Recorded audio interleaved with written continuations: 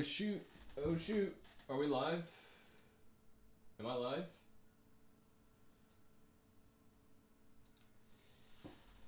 Am I gonna get responses from people? Am I live?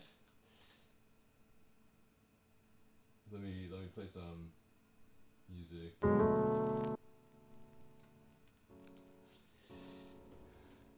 Okay, the bot's working, so I'm assuming that I'm somewhat live. Hello, hello? Do we have anyone watching?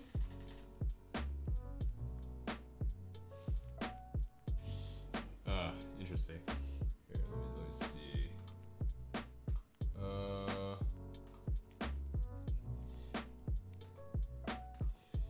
Yo, can you hear me fine? You guys hear the piano fine too?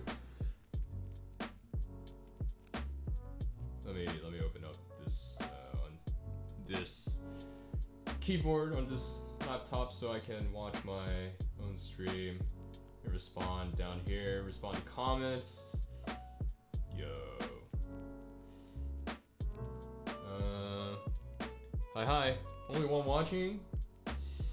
Dude, where is everybody? I guess this is what happens when I'm too late to my own stream. Like, nobody joins. Or maybe I should just throw it.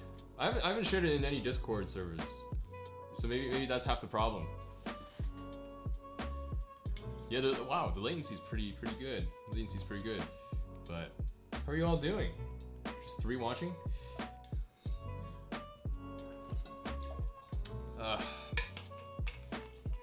Yeah, I just got home because they'll show up eventually. Yeah, here. Let me plug my own stream real quick in a server or two. But yeah, I just got home from dinner with friends. And yeah, it's like friends that I haven't talked to in a little bit, because you know they all they live together in college, right? But I'm off campus. But fortunately, I'm close enough that I can like hit up campus whenever I want, which is nice. But it's still been a hot sec. Let's go. Okay. First, of course, Rama server.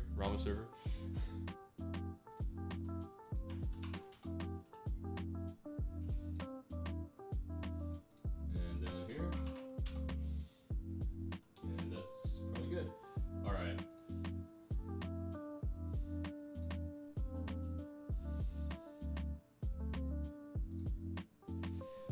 Yeah. Anyways. Let's see. We got Winter, Rama. You always have stuff at 7. That's fine. It's okay, Rama. Watch the VOD because we're reviewing your video. So it'll be a fun time reviewing your stuff without you here.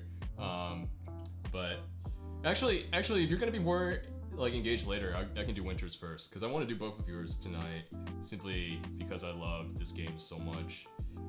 You procrastinated, dang. But oh, real quick, yo, got WattKeys merch, right? Y'all should you know, buy some. Thanks, Cassidy. I love this shirt too. It's actually, you know, you see like everyone on YouTube or whatever, or like Twitch, they're like, wow, these shirts are great. They don't feel like rough on my skin or out, but like these legitimately feel comfortable. And again, I realize that everyone says that, but they legitimately feel sturdy and like, yeah, comfortable. I did like 1 or 2 like breakdancing moves in them too, like, you know, like holding myself up and like moving a little bit, and it's quite, it works for that too. So for anyone who's wondering how these hold up to rigorous motion, they hold up quite well. Granted, I've only had these for like a week, this shirt for a week. I said these because I have another shirt with the other design, but yeah. Anyways, that's how it be. Of course I had to get it black, you know? I had to get it black. That's how WattKeys does it. Everything's all black. But wow, I am sweating. Every time I sit in front of this light, I start sweating. But yeah, what have you guys been up to this week? Wow, 6 watching? We got up to 6 now? Dang.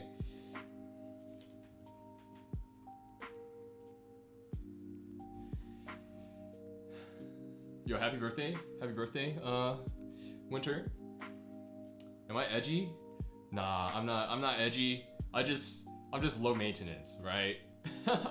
Somewhere in freshman year, I decided that I realized that wearing black shirts is a lot easier than trying to color coordinate, and they look good, right? Like they look good with anything, or not great, but they look decent on everything, right? And you don't really need to worry about getting them like messy. Thanks, Hayden. You should get some, you know? I'm messing. But if you do buy merch, I would thank you very much, right? Because it really helps the channel. Or it doesn't help the channel at the moment, it helps me, which helps the channel. So then I can spend more time doing these things instead of having to do other sorts of work to make myself money. But yeah. Anyways, I wanted to, like, let's see. Playing games all day instead of doing work. That's a big mood. But yo, this week I started listening to Kamado Tanjiro no Uta like on nonstop. Right? It was, not gonna lie, it's like, wow, I can't believe I haven't listened to it as much, right? You have work today. Nice Hayden. But yeah, it's so good. I was listening, so the first few times I listened to it, right, it was like, yeah, I hear it because like the episode, right, and it's like epic and everyone covers it, but listening to the original song, like for me as a guy who's worked on like some production before, I'm not gonna pretend like I did like tons and tons, my dears. So I think Kamado Tanjiro no Uta is something that I want to try to arrange on my own, instead of playing it Animenz 1. So we'll see whenever that happens. But sorry. Turn down the volume a little bit. But yeah, I think definitely because there's like aspects of Animenz's and like SLS's and like even a bit of Fonzie's, right, that I really enjoy. So I wanna like kind of throw it all together into a WattKeys conglomerate plus some WattKeys original elements. Yeah, you were planning on arranging that too, dude. Me and Hayden got the competition this time, Winter. After this, I'm fiending for competition. That's what this means. Nah, but like, dude, I was listening for the arrangement too, right, in the production, like the I don't, because you're not audio engineers or whatever, or unless you are, right, then you should correct me if I'm wrong. But the hey, what's up, Keanu? Good to see you here. But the way the vocal is mixed, right, in Kamado Tanjiro no Uta, it's very soft and mellow, right? Most modern day songs, if you go and listen to anything on the Spotify top like 50 or whatever, and I don't listen to the Spotify top 50, I just know what it sounds like since it's all the same people anyways. They have what we call very upfront and very bright vocals. So like the upper mid ranges are very like, how do I say, very accentuated, and then the live review this stream. I could. I guess I don't care about demonetization or copyright claims because I just get that on all my anime videos anyways, right? Which is fine. I don't care. I don't think that I don't want to fool myself into thinking that at some point I'm gonna make a living off of YouTube ads, because that's unfeasible unless you're someone like actually on the order of Animenz getting, or like Ruru, or like, dare I say, Pan Piano, who gets like millions of views a month. That's the only way you're making enough money on YouTube off of ads, to do like only ads as your income, right? But yeah, it's like the vocal is very mellow. You just don't hear that much these days, and of course they do it because it's orchestral, right? Very orchestral and string heavy and like what have you. But even the way that Goshina is the producer, utilizes like more modern elements. Like he has a very clean bass and like the sampled kick that comes in like halfway through before it builds into the chorus, like and then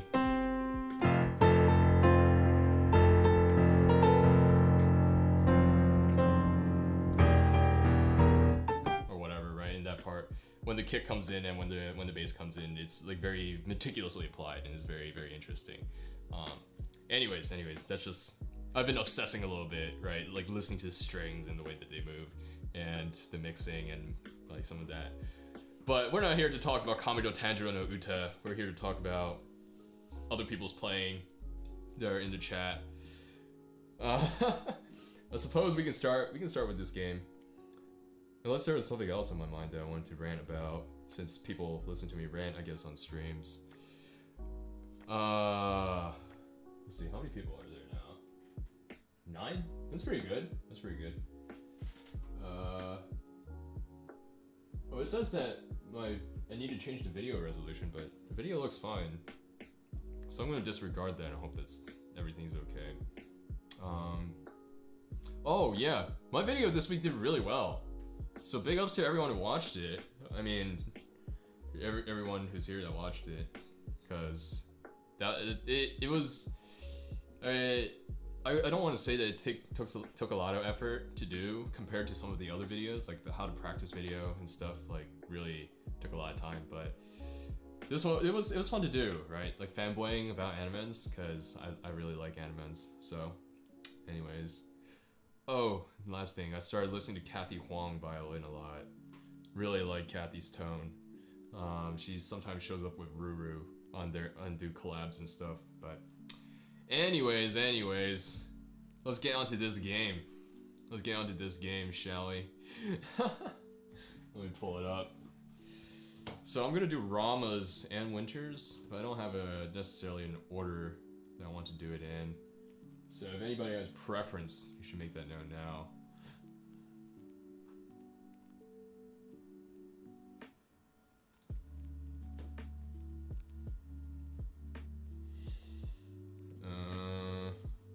Or should we listen to the original first? Let's see. What do you guys want? What do you guys want?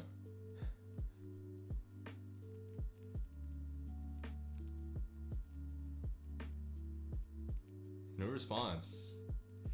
So that means I get to make the executive call, I suppose.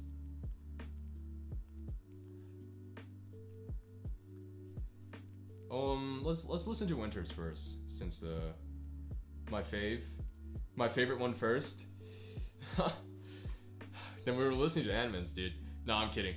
Since Rama, I don't think Rama's here right now, unless she's like just lurking because she has something to do.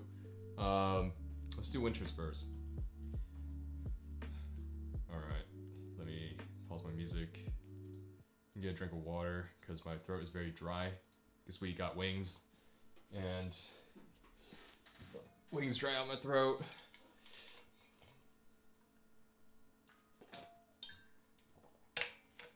All right.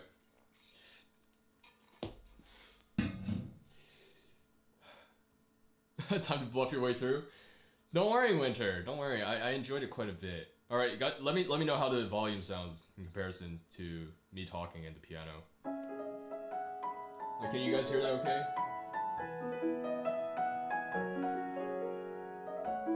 Yeah, this shirt looks great, Matt. It is fantastic. Does the volume sound okay? Okay, cool. And in comparison to my play.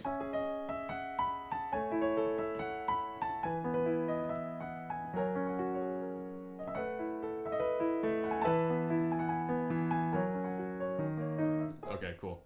Because there was one time you guys didn't tell me that I was very quiet, and until someone else came on and was like, yo, you're very quiet, and I'm like, bruh. Anyways. I'll give my first impressions, right? First off, Winter. That was really good, dude. I really enjoyed listening to this game. As though I'm some expert on this game. Dang, 409 views already in like a day? Man, I should be like you. I need to put out more Animenz, man. You heard my dynamics more in that piece. Thanks, Cassidy. But wow, maybe the way to YouTube fame is not posting reaction videos to Animenz, but it's playing more Animenz Unravel and Animenz is this game and all of the above. But here, let me grab my sheets just in case I need to reference. Yeah, no, my initial impression was like, it was pretty solid, right? Like I think you talked a little bit about in your description. Oh, sorry, I haven't changed my overlay yet, or my view to the video. Boom, there we go. All right, but I think you talked about you talked about how like you were feeling a little bit unmotivated, right? And like some like knowing that you had technical issues in some parts, but then like not like wanting to sit down and work it through all the way. And it's like, yeah, that always happens, right? Like there's always going to be those spots, and even when you do work things out, there's always going to be more spots. But overall, this was really solid. I think obviously there was one or two spots, right, and you marked them down, which is very kind of you. So I don't actually have to comment on them, although I don't have the timestamps up, so I might comment on them anyways. But there's my main criticism, I think, that I took away from listening to your performance was that there's just some parts where I feel like there wasn't how to say it? I say this, I literally say the same thing every week. There wasn't much thought put into like the phrasing, perhaps, because you're focusing more on the technique, which is fine, right? Technical things, for better or worse, frequently have to come first.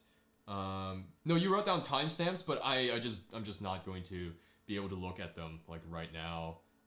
Why don't I have this video liked? I like this. What the heck? Did YouTube take my like off? What the heck? Anyways, YouTube, try to be kind to me. But like, it's just, yeah, some of those things. And there was like, as you described, like, unfortunately there were some technical things that took me out of it at one point or another, because and I wanted to touch on this concept a little bit, right? And I'm sure you're familiar with this as well. There's a difference between how do I say it? There's a difference between playing in tempo and playing well in tempo. There's a difference between being technically perfect, but playing well, right? So, in order to play well within a tempo, it needs to sound comfortable. It needs to sound comfortable. It needs to sound doable. It needs to sound intentional. For all I know, right? Like, I mean, there are times, obviously, where you do have to strain and try to.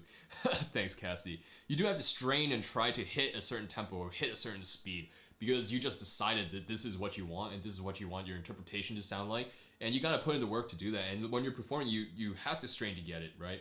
But if it sounds strained to the audience, then it's going to fall apart, right? So that's what I mean. You can play in tempo, and if it sounds strained or forced, then it's not going. You might as well just play slower. Versus if you play in tempo well, right, and it sounds comfortable, it sounds like intentional, then that's fantastic. And I think I would refer back to an analogy that I gave a few weeks ago, or metaphor of like thinking of beats as in two-dimensional like blocks or 3D spheres instead of like one-dimensional points, right? Discrete points. You've got like this whole range of places to play the beat, right? Like the beat is this big. You can play at the start of the beat, you can play at the end of the beat, you can play in the middle of the beat, and playing anywhere here means that you're on beat, but playing on a different point within that beat gives it a different feeling. You play towards the end, it feels like you're pulling, and if you really play towards the end unintentionally or even slip behind that, then it feels like you're dragging. You play towards the front, it feels like you're moving forward. If you play too far to the front, then you're pushing the tempo. And if you play right in the middle, yeah, you're on beat. And sometimes that's what you want, but also it can come across as you just like being very, very dull, right, in your tempo manipulation. So that's what I wanted to start off with, because there were sections where it sounded strained, if I remember correctly, and those were the sections that took me out of it. I mean, obviously, yeah, there were sections where you rushed, there were sections where you like pulled more than you ought to have, but overall, that was the general feeling. And so if that's the case, right, my recommendation is always just take it like 2 notches slower. It's always fine to take it 2 notches slower. How do you get your piece to be playing in tempo well? More practice, trying different ones. Patience. I would say to get your piece into tempo well, especially if it's a fast piece. Yeah, I mean, that's unfortunate, dude. But anyway, to answer Cassie's question, to get your piece, a fast piece, into tempo well, what you need to do, right, is one, be patient, as you said. But actually, in my How to Practice Hard Stuff video, I talk about how to raise the tempo a little bit, the upcoming one, so in 2 weeks, it'll come out. I'll talk more about how to raise tempo there, or how I raise tempo personally, but it's a lot of patience, and then it's a lot of working slow, a combination of slow work, then some medium speed work, getting comfortable at the medium speed, right, and then getting comfortable at a faster tempo, right? So it comes down to both a decision about what my final fast tempo is going to be, and having the patience and the flexibility to work up to that final fast tempo and change that final fast tempo the closer you hone in onto what that is. So for example, this game, Animenz plays it at 147 BPM because that's what he wrote on the sheet, right? And you go and listen to it with a click. He plays pretty close to 147. But does that necessarily mean that everyone has to play at 147? No, it doesn't.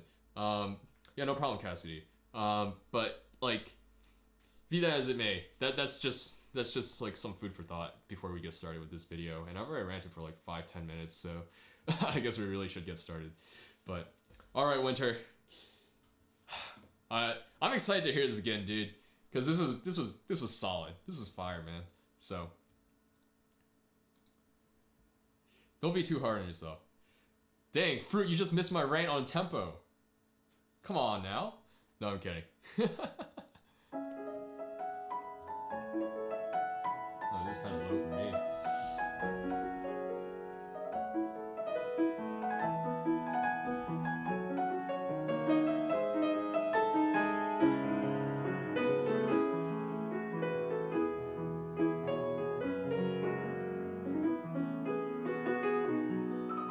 Well, my first question there for you, Winter, is did you want a color change in the between this part and then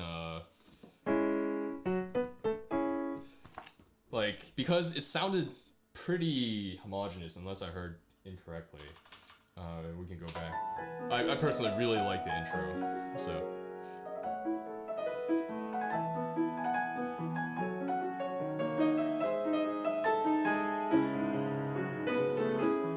It sounds like, yeah, you got a little bit like, so in terms of dynamic, right? It becomes fuller because of, you know, the arrangement and stuff like that. But in terms of dynamic, it feels like it only came up very slightly, and that could be a problem with the recording. I'm gonna say that likely is the problem with the recording, right? But there's perhaps something that I wanted to see a little bit slightly more drastic, right? But the pedaling change there was good, again because of the thickness of the chords.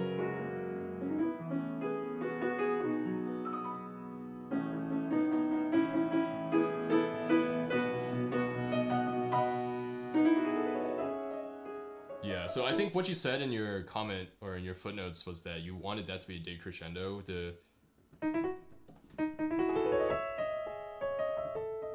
Right. Well, okay. So first, before I keep throwing out more musical recommendations, I'm going to quick disclaimer, caveat. This is how I interpret the piece, right? And I'm trying to fit that into your framework, Winter's framework of interpreting the piece, right? So if obviously it's going to be biased towards me and how I hear things. But the second thing is. Did I have a second point? I forget. It was really...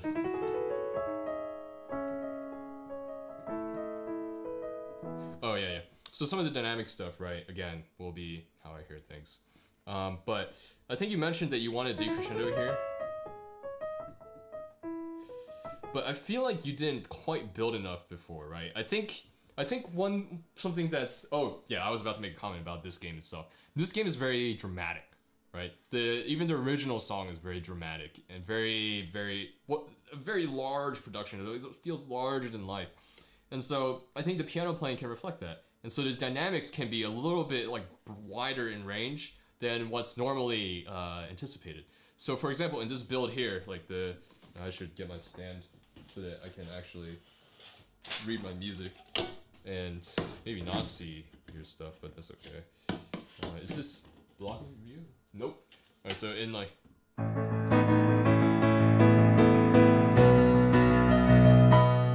I feel like there you can almost get all the way up to like a forte, almost fortissimo to create that anticipation, right? Because it's like build, and then... But then like quick decrescendo back into...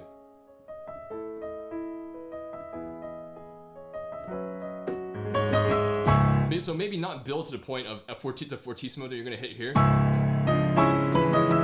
But you want to build a little bit more so you create that anticipation and then you quick pull it back, right? And it feels like that pull wasn't quite there. But again, that's just how I hear it, and this works fine too. I'm gonna move this over so I can actually see. Yeah, let's go.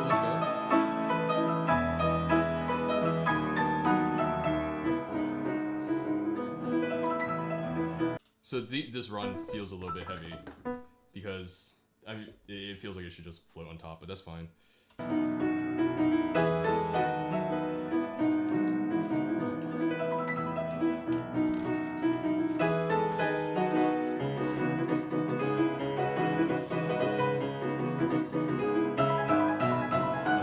contrast. Bum, bum, bum, bum, bum, bum. I think one thing that you can also think about, right, is not only the contrast between like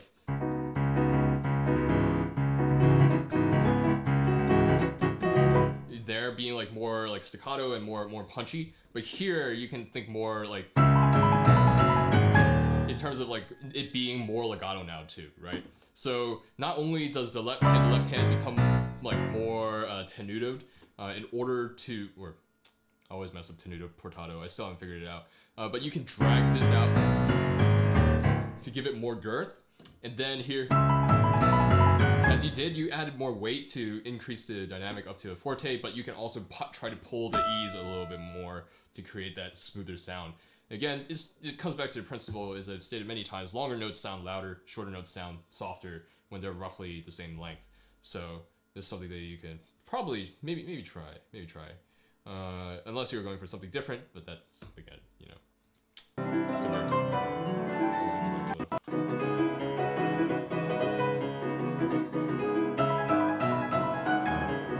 Yeah, because they sound pretty distinct this way.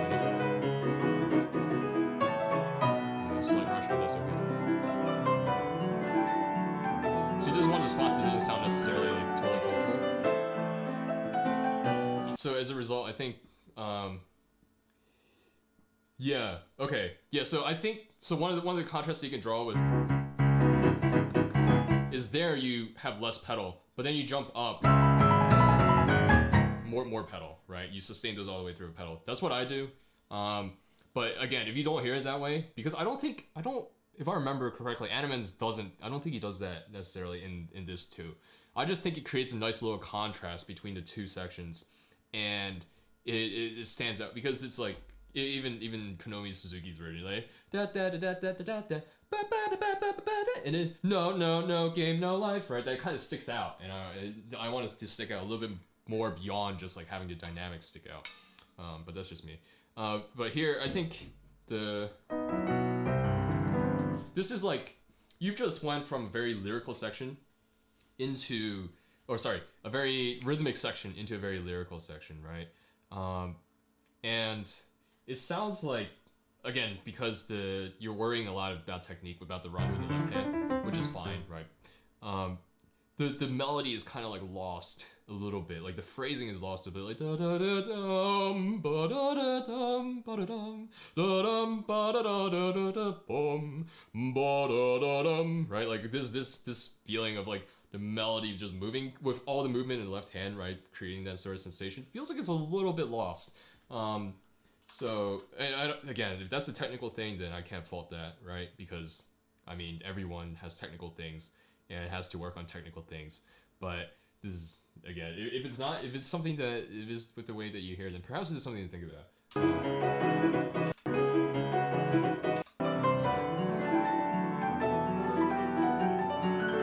I would say, yeah, try to connect the octaves, right?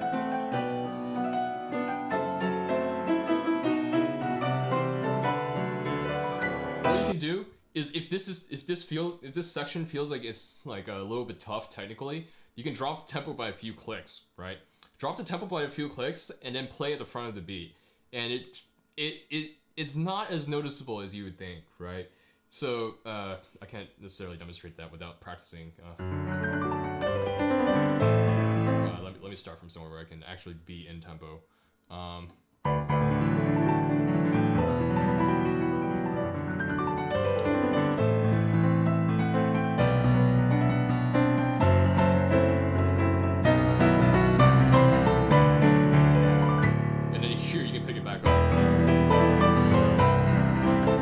Because you can, the important thing, I think, to always remember with tempo, or tempi, right, is to think about them in terms of an energy level or another tool to add to build energy, right, instead of just simply as tempo in and of itself.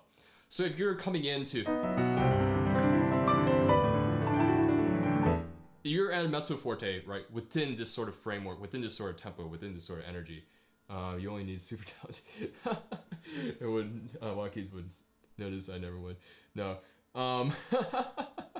Thanks, Cassidy. But you pull, so you come in with this mezzo forte sort of energy within this tempo, and then you get to, and you're jumping up to forte, so you're increasing in energy. Well, you can, if you're dropping the tempo, then you have to compensate in one of two ways, right? You can't, well, you really only have one way. Play at the front of the, two ways. Play at the front of the beat so it feels like you're moving more, and play more heavy, play more pisante, or even increase the volume more so you match that sort of tempo. Sort of energy that the tempo would give you, right? It's not a perfect substitute, but it works a lot better than sounding like you're straining to hit a tempo. And I mean, that's like when I competed with one of Ravel's toccatas. It was like this, like all the way through the piece, like 5 minutes or so. And the end part, the coda, had like giant chords that were really, really tough to play and lots of jumps. And this is exactly the same advice that my teacher gave me, is like, just Caleb, just take it a few notches slower, but like really, really push in for that forte, because you're only able to do because you're taking a few notches slower. So anyways, that's just a thought you can use really with anything. Anyways,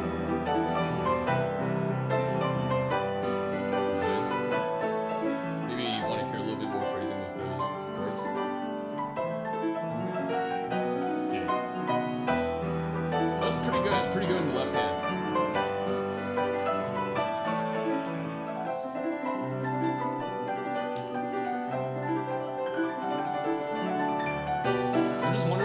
Did you take my advice on half pedal?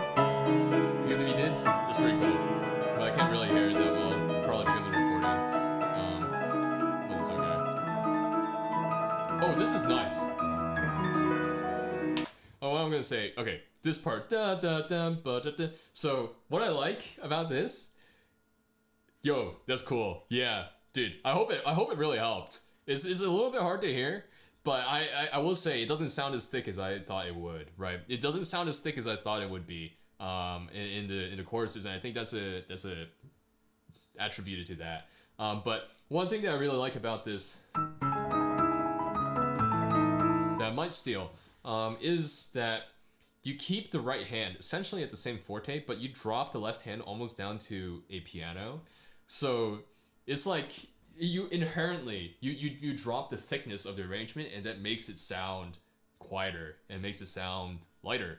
And it's an interesting technique or tactic to do to affect essentially or create a mezzo forte without actually playing mezzo forte, and it maintains some of that continuity between the section before it, like right, and then anyways, I really like that Winter. So big ups to you.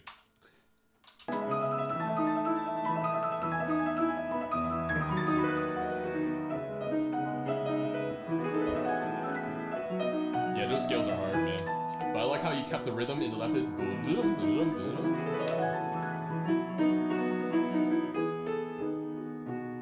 Ooh, that was a good drop.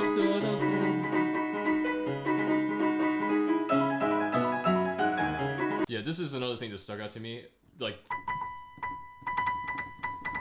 felt a little bit too heavy, right? Or like a little bit too much. And again, that could be because the mic is closer to this side, but I'm not. I'll be a bit slow to give you that excuse. I want to hear the a little bit more, and this should be as like close to the bottom as possible. IMO, because it's really high, right? Because it's high, it will have a tendency to stick out. Dude, that's all the recording then, because it sounds kind of heavy, right? Like listening to it like this, like in comparison. Unless that's your piano, then that's kind of something that you can't do anything about. Yeah. This is also mono, right?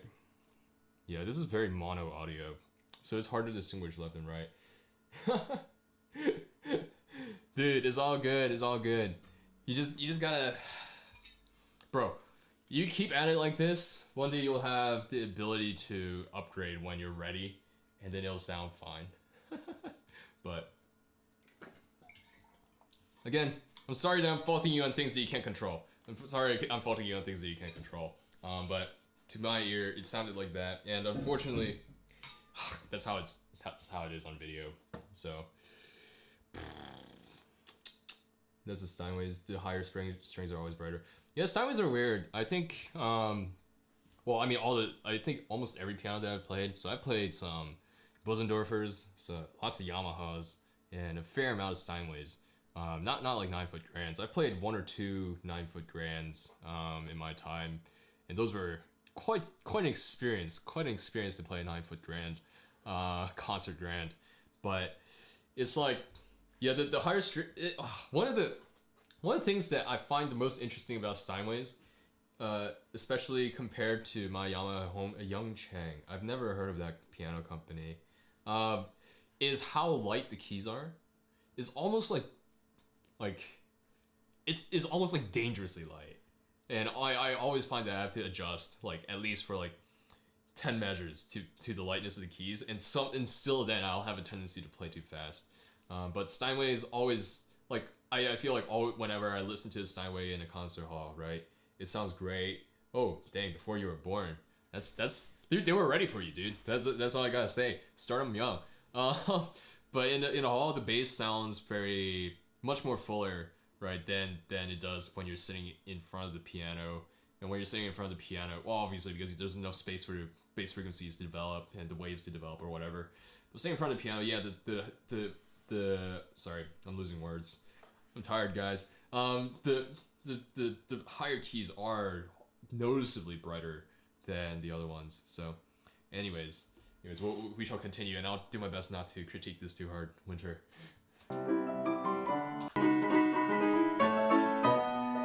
Yeah, but there it was heavier, so there was a noticeable contrast. That was some good phrasing.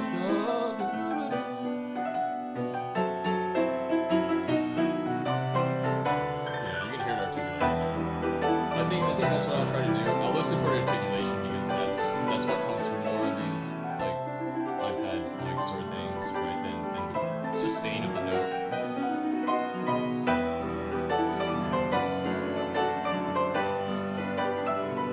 Yeah, these are really good, dude. You don't mind me bashing you? I hope this is helpful and not just me bashing you. Me just bashing is just insulting. Listen to this again.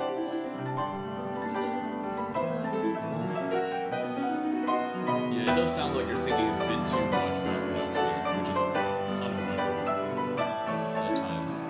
And again, I still wish that you could phrase that a little bit more, like the chords.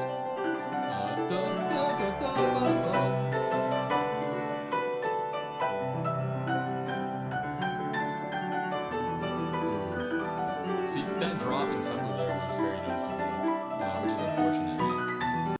Like, oh, thanks. If you keep anything that I say in mind, then that's like already that's like validation for my existence. No, I'm kidding. For what I'm saying. But okay, so I'm trying to think of. I'm going to assume that you drop the tempo here at first, right? Because it's difficult, right? Some of the like this run. Let me go listen to it again. Sorry, I don't. This is a technical error, and I hate listening to my own technical errors too, because it's literally just like, go practice more, right? Or something, or maybe change the way you practice or whatever. But I'm trying to think of strats, right? That you could potentially use to hide this, so that next time you run into a problem where, like, especially I find myself, right, when I'm going to perform, when I'm going to compete. Not that I ever want to compete again. I would like to perform again, but really, why'd you drop in tempo? Because it felt like you were like.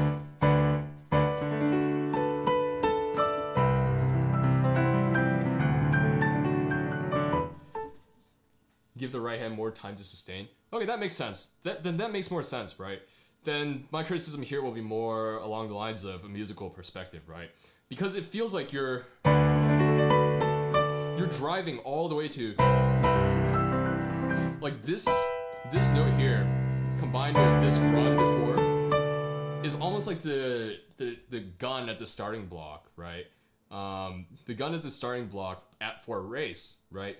And that, or at least that's the way I hear it, right? Because you have all these like complex runs that come after that drops in volume, yeah, but there's perhaps more movement where before it was much more rhythmic movement, right? Some other small reasons, but it's a bit hard to explain through text. That's fine. That's fine. One day, I will. I'll give an in-person masterclass. But yeah, so.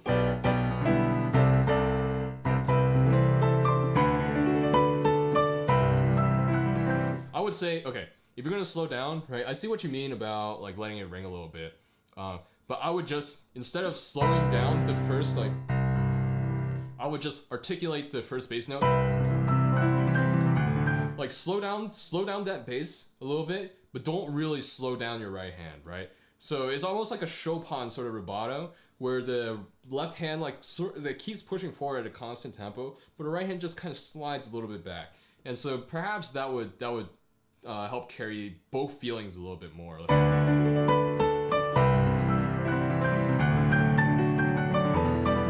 Kind of like that, right? Does that make sense? Or maybe I'm just like uttering total nonsense because that's not what you're going for at all. Yeah, again, I feel like with you, Winter, I don't need to talk about, like, I've said this with, what was it, Yay? Like, I don't need to specifically talk about, like, things that are, like, expressly wrong. Like, I don't think, if this was intentional, I don't think it's expressly wrong. It could perhaps be a little bit better executed, right? That's all, which is why it sounded a little bit off to me. I don't want to be like, oh, there's only one way to play. But if it doesn't sound well executed, then it sounds like a mistake to me, right? And I'm just one person, then perhaps, you know, there's other things to do. But if this was your intent, then, you know, yeah, just think about maybe like a little bit of a pull in the left and then keep driving forward with the right and see if that helps with something else or next time you play this. But for my interpretation, I just thought about making it extra lyrical. Yeah, I agree with the lyricism, right? But I think this E minor chord here is not the start, is the end of the last sentence where it's rhythmic, and then the lyricism starts with the E, right? And it's in the left hand. Yeah, the left hand is already starting to do that. You don't know what you're talking about? It's all good. The left hand is already starting with some of the lyricism, right? But again, it's still very much so in support of the right. So it really kicks in, so this is still percussive, for lack of a better term, right? Also so that it rings throughout the whole measure. And so the pulls in the left have to kind of reflect that, I think. It can be a preference thing too. Yeah, I'm gonna, again, I would say for me preferentially, I wouldn't slow down. But I think if you were to slow down, let me listen again to make sure I'm not really too but...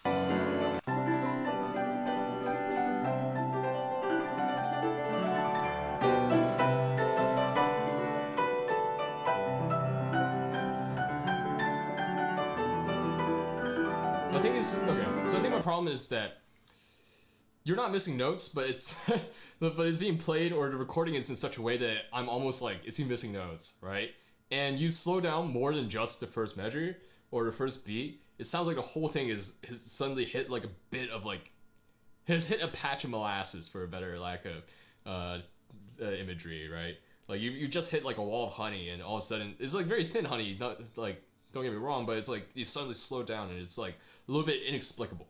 That's what it feels to me, which is why I drew the conclusion that you did this because you're uncomfortable with the situation, with the passage. Does that make sense? So I would say, if you're going to slow down like that, if you want to slow down, then just a few clicks so that it's not as noticeable, and you still want to be playing at the front of the beat, or your sad attempt at rubato. Yeah.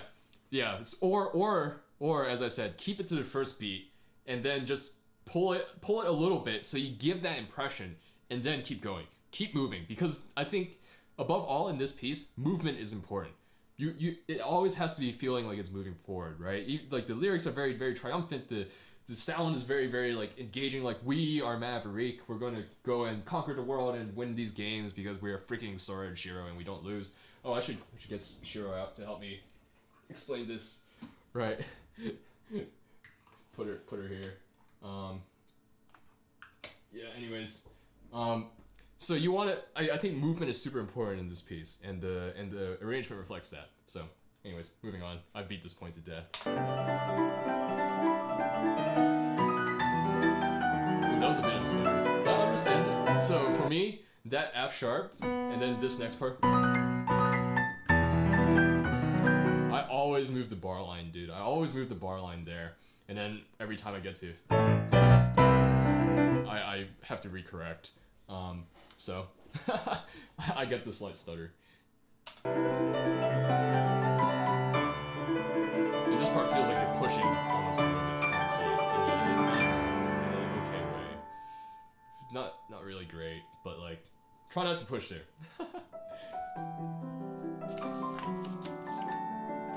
Nice. Left pedal, I presume, because the tonality is a little bit different.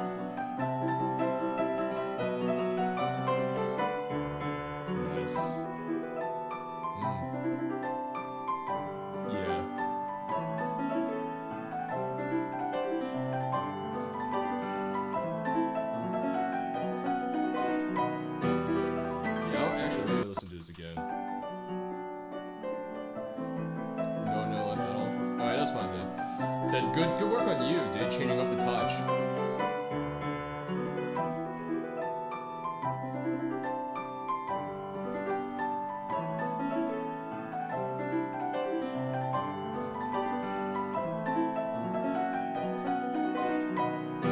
Nice. I like it again. This could be the mic quality. Rather than something that you're not doing. It sounds like you have the right ideas, or an idea of how you want to play left hand, right? Sorry. Let me get into more proper playing position. I'm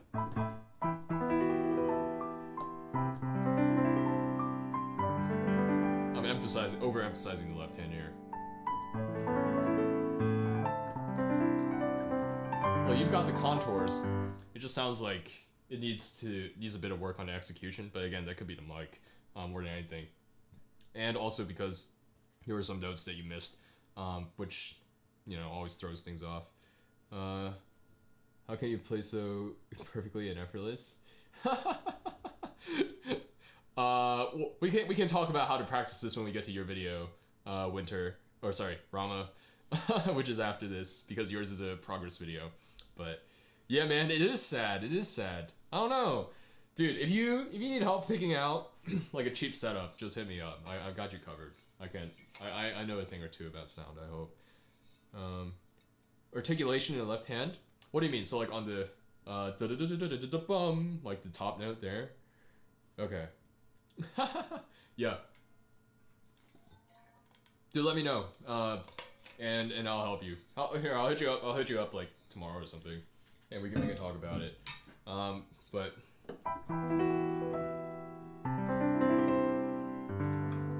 yeah, that's a vibe. So I just recommend you a setup and you'll get it. Yeah, I'll let you know. Probably an audio box, and then like it depends on what your budget is too, right? But anyways, this. Actually, when I was interpreting this for myself, I was a little bit split between whether or not I wanted to articulate this top half note or not, or have it be like one of the brushing ones, you know what I mean? So like brush off, like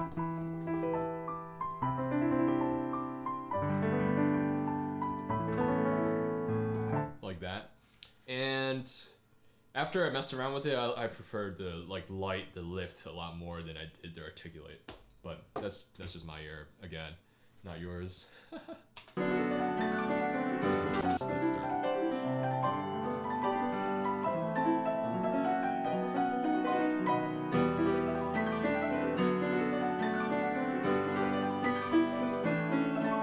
So I'm gonna comment on that rhythmic inaccuracy right there in the left hand, like, because I think all the charm in that melody is the dotted eighth, and so losing that is kind of like, right? So this, I don't like to comment that much on technique, because technique for someone who knows technique is just a matter of more practice, but this one feels a little bit more significant since that's the charm in the melody. It sounds like you're worrying a little bit too much about the arpeggios in the right hand, if I'm not mistaken, and as a result, you're kind of neglecting the left, and it's just kind of like pushing forward a little bit too much.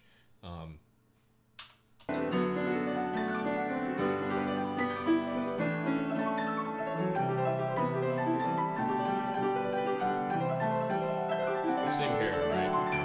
It sounds like you're tensing up a little because you're worried about the runs, and as a result, you're pushing a little bit. At the ending, yeah. The ending is the most fun for me to play, and so I have a tendency to rush the ending as well.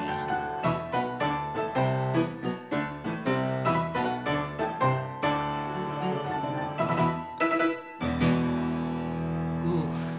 I know that feeling. Like you know, I wish I could have done it right. That it was something that only showed up in that specific recording because I was closer to the end. Dang, I would believe you, right?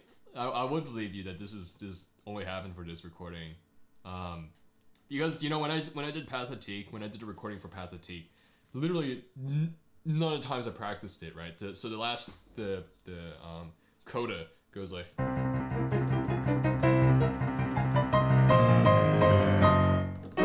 Right. It's exactly the same as the first time this theme comes up. But all of a sudden, for whatever reason, when I was recording, like I think the second or third take, I started getting tripped up on it. And then like this jump here, I would just miss. I would miss time and time again. I'd be like, what the heck is going on? I'm playing for like 9 minutes straight. I'm playing probably the easiest, most comfortable part of the entire piece because it's exactly the same as it was earlier. All of a sudden, I can't hit that jump to save my life. And it was frustrating. So I get it, dude. I get it. So nerves are hard to deal with. Nerves are hard to deal with. And when they spike, then that's even worse. But I think, again, like... It is kind of like what I said, right, on my stream after I completely screwed up next to you. Part of the mentality for performing is how are you going to deal with nerves, right? Like, and how are you going to deal with your own messing up? And yeah, it's so frustrating because you literally put in the work and it doesn't work out. And it's bright every other time except for this one time when you put it in the gun. But yeah, I mean, you've performed, you competed before Winter, so this is nothing new to you. But learning how to manage your nerves, learning how to manage your stress, what sort of thought processes for you work best in a performing environment. Your chosen Pathetique was insane. Thanks, man. I really appreciate that. I was listening back to my whole performance today with Suzanne, and we were like, I was taking notes on like things, and we were talking through like some sections, and like listening to those like those were like probably the best parts that I played in Pathetique. But yeah, thanks for showing up, Aaron. Thanks for stopping by. But anyways, getting back to this, like, what do you like when you feel nervous? What are you doing? What are you thinking to curb that nervousness, right? How are you going to translate that into something that helps you rather than frustrates you, right? And I'm literally saying this not for Winter anymore because I'm sure Winter you've thought about this before. Yeah, you practicing while recording. No, you recording, be nervous. Yeah, same, dude. I'm always like, just chill and just like try to get like enough nerves to feel like I'm performing because I think it takes some nerves to play at your best. But also, it's frustrating. But like, especially for like panic spikes, what are you gonna do, right? When that shock of panic hits, where's your mind going to go, right? There's been countless number of times where I'm performing. Right, even in a studio recital, but like let's not even mention like going and competing, right? Where I'm just playing, I'm into music, whatever, I'm feeling it, and all of a sudden my mind just decides to ask me, "Hey, Caleb, what's the next note, and what finger are you playing it with?" You play better in front of a small audience. Yeah, I mean, I think I do that too, right? Because I don't feel quite so much as though like I have to pay attention to every small thing. Because with a recording, I know I'm going to listen to it again several times, and someone else is going to listen to it several times too. And several people will listen to it several times. And it's inevitable to me, right, as I'm recording, that they're going to hit a mistake. So I'm like, I got to go fix that. Whereas if I'm performing, like last week, except for big stuff like a Next to You, like that stuff can all just slide, right? You don't really notice it. You'll hear it if you know the piece, but is again going back to like the comfort thing. Like, are you straining to hit tempos or tempi, or are you comfortable in the tempo? If you're comfortable in the tempo, even if you mess up, it doesn't sound that bad, right? Barely noticeable, right? You listen to Halcyon's cover of this game. He plays Animenz. He messes up like almost like I don't want to say almost every. He messes up a fair number of the which arpeggios going up, and he messes up the scales in the second verse. But is it really noticeable? No, because he sounds very comfortable playing in that tempo, and so it's a lot of matter of being comfortable with what you're doing, having an idea of what you're doing, and then just like rolling with the punches as they come. But like, yeah, where's your mind going when those nervous moments spike, right? Where's my mind going when my brain decides to be like, yo, pay attention to the next note, and like, what finger are you playing it at, Caleb? What's the dynamic? What's the note? And then can you sing it for me while doing a handstand? And all of a sudden it's like everything falls apart, right? Where's my mind gonna go there? And you have to figure that out for yourself. But that's enough about Winter's performance. Winter, you did a really good job. I really enjoyed it. And like there's some parts that I do notice, right? As I explained, there's also, you know, technical things that, I mean, you know better than I do at this point, because you're the one who played it, and you're your worst. You are your worst critic in a lot of cases, especially with technical things. But yeah, this was really solid. I don't want to say it's a good start because that always makes me feel bad somewhat, but it's very solid, right? And it'll be interesting to hear where it progresses in like a year or two, which as it matures, right? And as it gets deeper into the fingers, and as it feels better, and as you develop your touch more too, and yeah, and hopefully as you get new audio equipment. So, but anyways, there's that. This game. Whew. Now I gotta take a sip. Wow, 13 people watching me talk about Winters this game. Dang. But anyways, is Rama still around? Because I can do hers next. View hers next. Yeah, no more available characters. Dude, it's on my, I have it on Patreon now. My full length descriptions. So like what you did here is like what I do for everything that I write. Every description that I write. Yo, what's up, Rama? And so for the descriptions, I just keep in the parts that are like relevant to everybody, that everyone can understand. So like, you know, how I'm feeling, like some of the background for me, and like, you know, thoughts and stuff like that. And then on the Patreon page where I post my stuff, also that's where I have all the timestamps for each and every single, like what I'm thinking at this time, what I was going for at this time, how I feel about me messing up here. Is this a mess up or not? You know, stuff like that. So that's a shameless plug for my Patreon.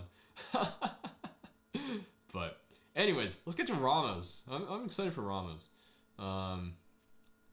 Because I feel like you're in a spot where it's very moldable. You're starting to develop ideas, but you're still focusing a lot on technique. At least the last time I heard it, it sounded like that. So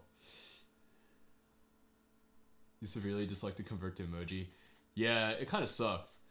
Like, I was on GroupMe with like some people like the other day, and I was like texting, and I punched in an emoji, and it came up like this weird face that I've never seen before, and it was like, okay, I guess we're doing this now. But oof. Anyways, all right. Let me check to make sure that I'm not getting anything weird. Cool. All right, Ramos. This game. So this is an earlier version. Yo, what's up? Let's see what I got. Hopefully, I haven't had much disagreement for fruit. Oh, fruit. We can talk about Taubman real quick as a quick break. Because I guess Taubman is a hot button topic every single week on my stream, simply because you're here and you know Taubman, and you're the one who introduced it to everyone. Talked to my teacher, my music theory teacher, professor at Penn, about it, and she doesn't play Taubman, but her daughter started with two Taubman teachers before she switched her to another traditional, or like I think a more Russian teacher from the Russian style of teaching, and she also knew some colleagues who played Taubman. And her when we were discussing this for a few minutes, she was like, yeah, the technique is fine. Her technique is great, but she's like, I'm very unconvinced by the tone. She's like, the tone is very light. You don't get much weight into the fingers. You don't get much weight into the keys. And then her other comment was like, most of the people who switch to Taubman who say the Taubman, like pro pianist, right?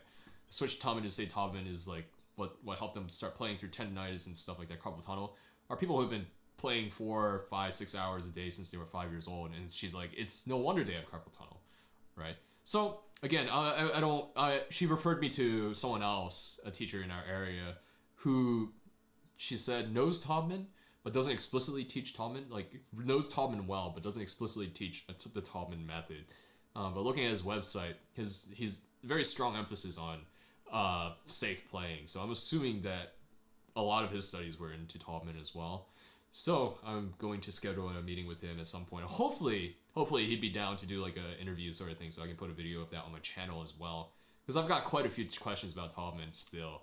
The thing about tone is new to me because I don't know expressly who's a Taubman pianist. I think Leon Fleischer, American pianist, became a Taubman pianist because he lost the use of his right hand at some point, and then Taubman helped him get it back through like one or like some things, right? But yeah, it would be pretty cool to talk about Taubman because everyone wants to know how to play better. But yeah, simply on account of tone, it's enough for me to be like, maybe not, but like, if it helps with technique, then maybe I can assimilate some of the things into my own playing to help with that specific aspect. Anyways, let's get on to Rama. Rama, if I remember correctly, this was a pretty good take. It was some good progress for 6 weeks. This is definitely not perfect, and I don't intend to roast the imperfection, right? Because technical things are just a matter of practice. If you know how to practice technical things, then you know how to practice technical things. So unless you have a specific question, at which point you should ask. So pretty good take, huh? Anyways, let's do this. Oh, the editing was pretty good too. Not gonna lie, I like the new angle.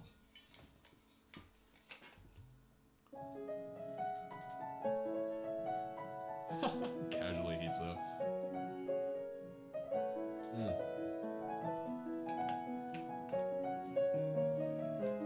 Oh shoot, my thing is blocking my view of the... Sorry, give me a sec. My music stand was blocking my view of the comments. And I gotta play cleaner because my hands deflate. Oh, how to play cleaner because your hands deflate. So, is this...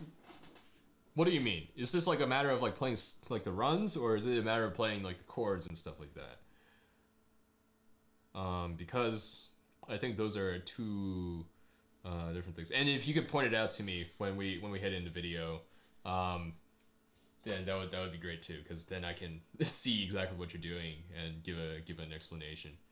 The right hand, like right now, or let me start from the top again. Right hand. I really like this opening though. I think you phrased and sang this really well.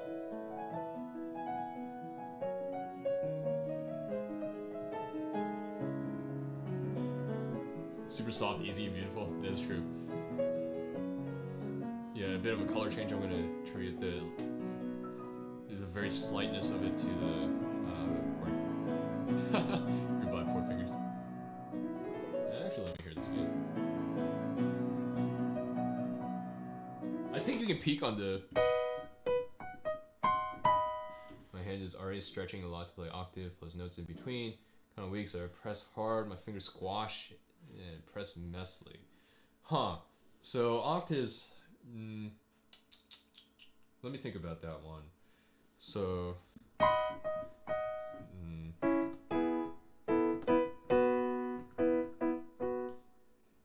Okay, perhaps... Okay. Yeah, might be just the mic. Let me watch the video so I can observe how your hands are going. And you can clean that up a little. My hand's kind of flat. So I think one thing that you can try is try to mess with a little bit of wrist positioning. I I can't, like, without a better side angle, I don't think I can, a side and a top angle, right, to see exactly or where your hands are. I try to keep them curved. I get tired super easily. I can't reach if I curve too much. Okay, yeah, I would say try with wrist positioning, right? It's not, I'll say this very carefully, it's not incorrect to play with flat fingers, right? It's not incorrect to play with your hands outstretched. I mean, you can, who was it? There's somebody, one of the old pianists, either like Schnabel or like Horowitz or something, who played with relatively flat fingers, compared to like the average person, or what's taught today, right? But it's not wrong necessarily to play with flat fingers. It's a matter of whether or not it's bad for your fingers, right? And since you've been playing for 8 years, I'd assume that you at least have some conception of when things feel really bad and you should stop doing it. If you don't, you should figure that out. But it's a matter of whether or not you can do it, and if it's right for your hand, and if you can get the tone that you want, right? So if you can get the tone that you want playing flat, then you should play flat, right? But if it starts to inhibit you speeding up, then maybe try something else. Yeah, so the first thing that I would go to actually is see if it's a wrist positioning thing, right? Because sometimes, like, in some positions, like dropping the wrist a little helps increase the range, and because your fingers come up a little bit, right? If your wrists are high, then your hand tenses up and clenches up, even if it's very slight, right? And that might be inhibiting it. Make sure that your wrist is kind of loose when you're doing that too. Or if it's still uncomfortable and you still can't do it, then just drop notes, right? The important notes in the right hand are the melody line, and if you drop some of the ones like in between, you can cheat a little bit, right? It'll sound better if that's what you're looking for, and you should do that, I think. But if you don't want to do that, then it's a matter of wrist positioning, and then trying to see how you want to manipulate your weight in order to get that, right? Because you're not going to be able to just press down like this and get like the whole, perhaps the tone that you want. It's like, do you want to push in a little bit with your arm like this way, or do you want to lean in a little bit too, right? And if you're moving fast, then you're probably just looking at some arm, or maybe if you could get it without making it harsh, you could come down from above a little bit, right? And just like brace your fingers a little bit for the impact, and you come down, and then drive while driving in slightly, and that might help a little bit. I'm trying to demonstrate this with like relatively flat fingers to replicate what you're talking about. But without a real piano, these keys are too easy for me to press down. So I can't really judge whether or not this is something that's comfortable or good for you or would work for you. So does that help? Does that help a little bit, Rama? I hope it does. Small hands are not a detriment, right? Large hands help, but small hands a lot of times can play interestingly fast when you work on it. So yeah. Important thing here, don't tense too much. Don't drive too much weight into the keys either, right? That if you're not ready for it, especially if your fingers aren't in position to like take it, and then just see what works, right? And make sacrifices if necessary, i.e. cut some notes.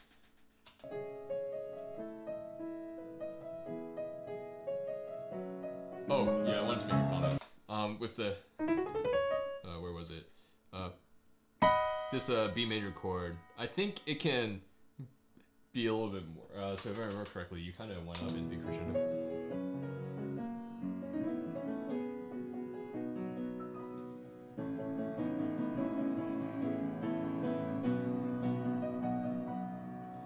So I'll make the same comment as I did with Winters, is that I feel like it can be more dramatic. You can go all the way up to the top end of a forte there, and then you can decrescendo down back to the piano.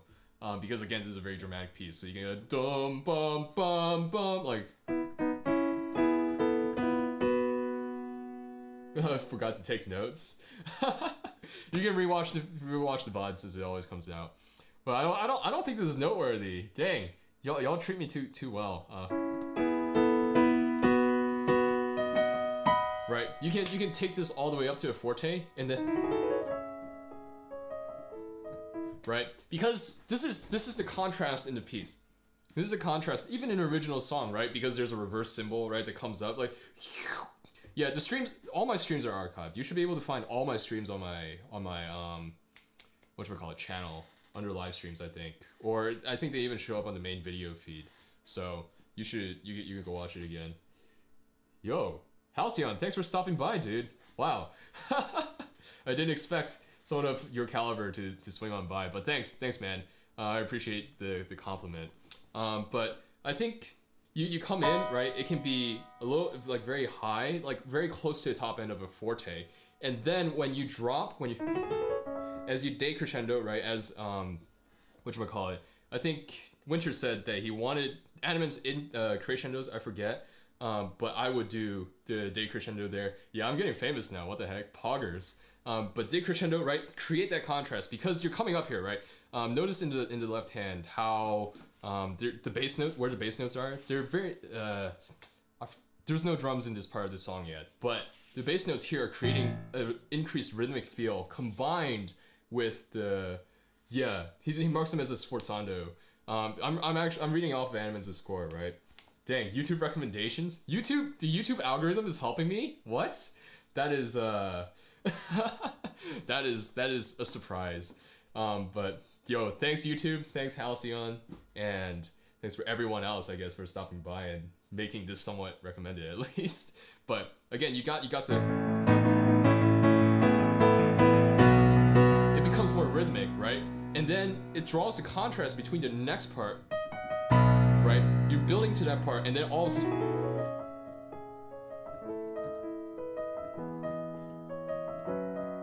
it becomes smooth and melodic again, right? You're expecting it to drive all the way to the next part and keep moving, but instead it stops. And so that's what I would do. I think you can make it a little bit more dramatic by increasing the dynamic there. But that's just me. Again, this is my ear. I'm assuming you got your notepad now, Rama. But we'll keep going.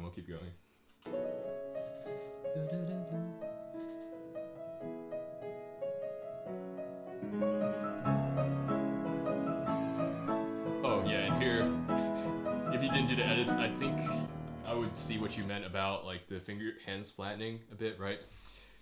There, I would say, perhaps what's important if you're going to drop notes. So again, try seeing if dropping your wrist a little will help. Try seeing if like playing flat will help, and see if adding weight via your arm will help. But if you're gonna drop notes, then perhaps drop the bottom one, right?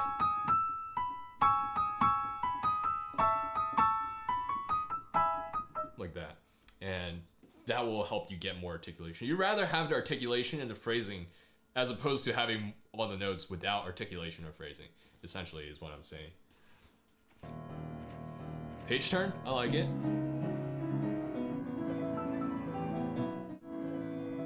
Yeah, you'll have to fix these arpeggios. That's right. Nice. Tanjiro memes. That's fine. The same thing here, right? You can drop the bottom now. Let me hear this.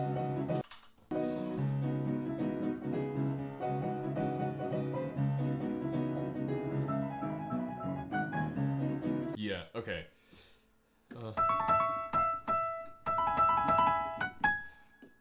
Again, I think this is a moment of contrast, right? You got the like kind of staccato, kind of percussive, and then bum bum bum bum bum bum, right?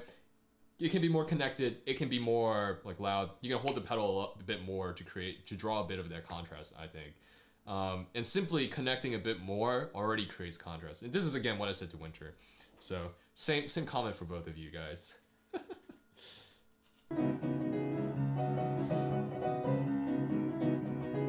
Music theory, dominant 7th day. Tell me about it.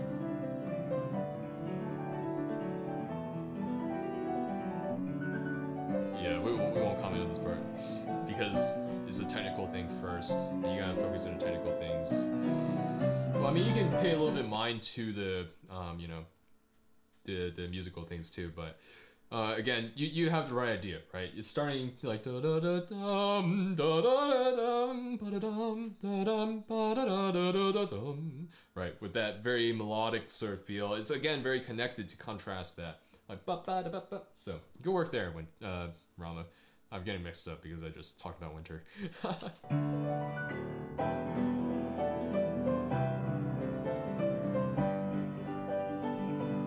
Yeah. I would say add more weight, but you're still working on the, like, a little bit of comfortability there, and perhaps a little bit, like, again, if you have to drop notes, then drop notes. Yeah. It's, again, it's for something that's a matter of practice. I don't think it's worthwhile commenting unless you're practicing wrong, because it's like, okay.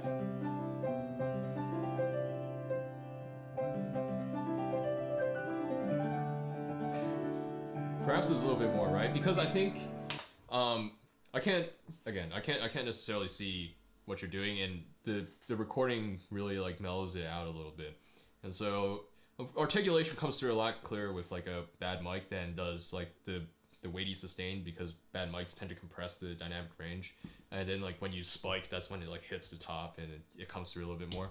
But it's like you want to, how do I say, considering the entirety of the piece within context, right?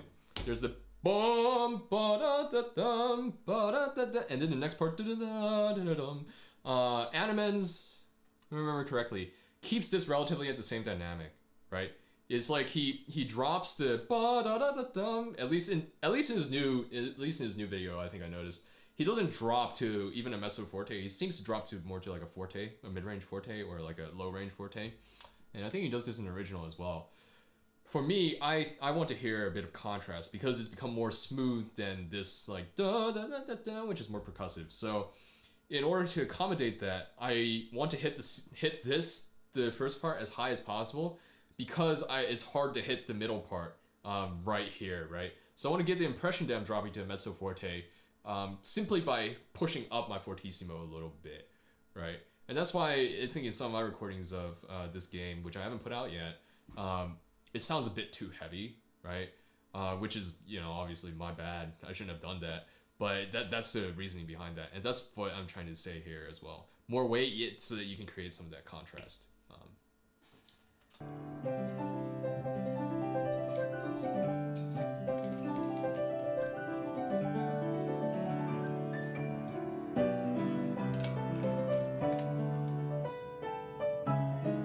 Nice.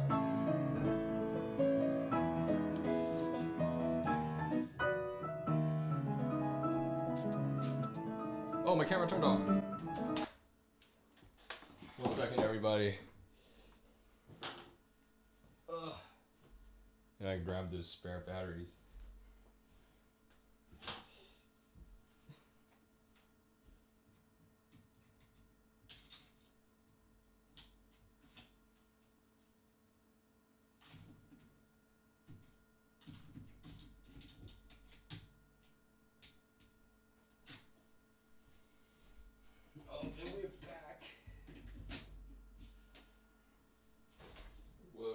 Nice.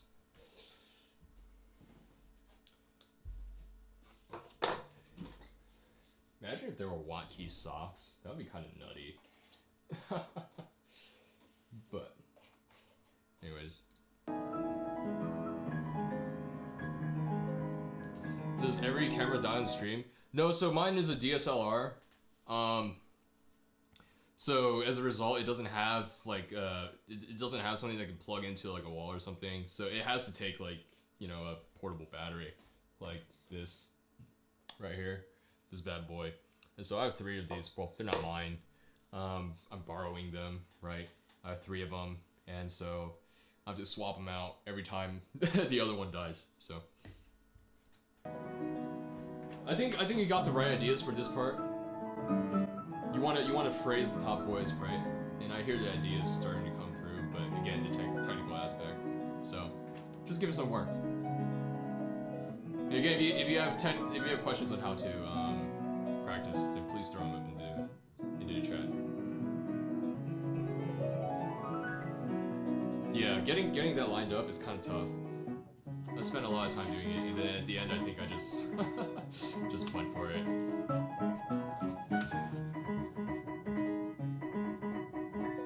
think you should add some pedal.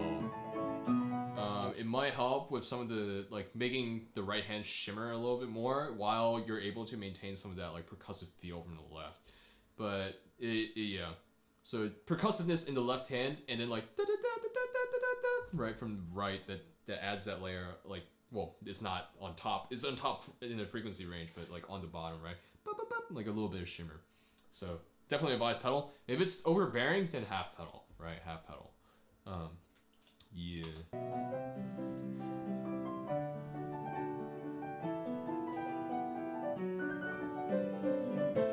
Nice.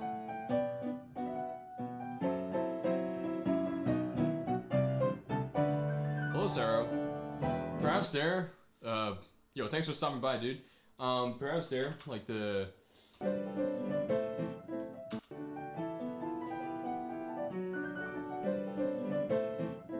So you cut the pedal. I would recommend holding the pedal still, simply just because that's how I hear it. I think, so my reasoning, right, is I want to, it's a bit of a color and textural change, right, from like,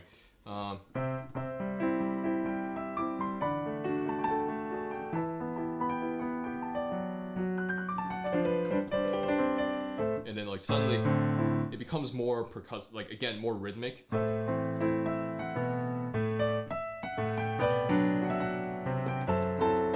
But it's not like a complete like 180 sort of change, right? You're not completely switching it around because I don't think the score calls for that. It's like we're beginning to build a little back into that like ba da da da da, right? So keeping the pedal while increasing those articulate elements will help with that sort of transition, providing a new feel, a new textural feel, without necessarily taking us out of the section. Which is, you know, just my thought. But you can totally play it dry if you want.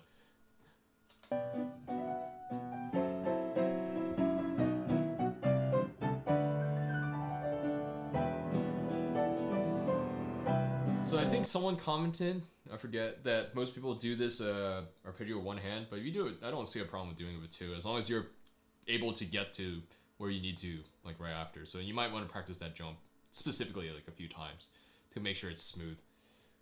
But it is kind of hard, I think, to play left hand here and then jump very quickly down to here. So maybe try out one hand again, and if it's really, really impossible, then keep it with two.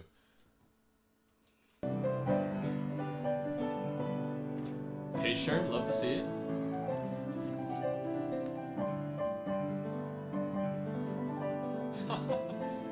Editing game on point. That's all I gotta say.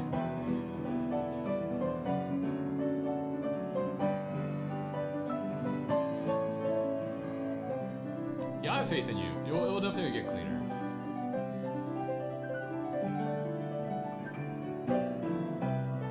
To anyone who's still watching, thanks, Rama. I appreciate that. I like to think that I'm amazing too.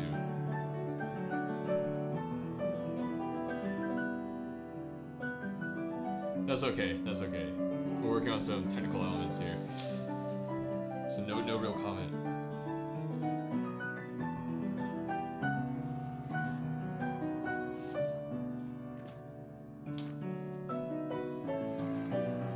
Yeah, so just a note about those arpeggios. They're just I don't want to say they're just basic arpeggios, right?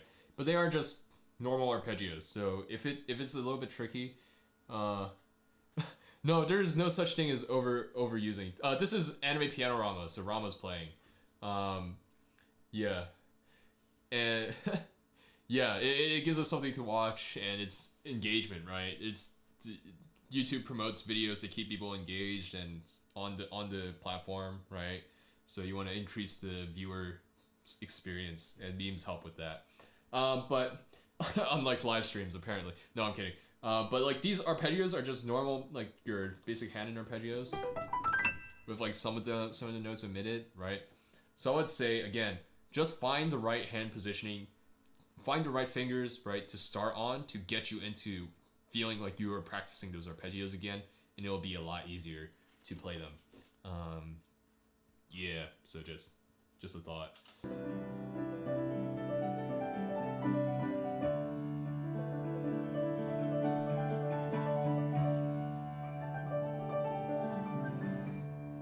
Okay.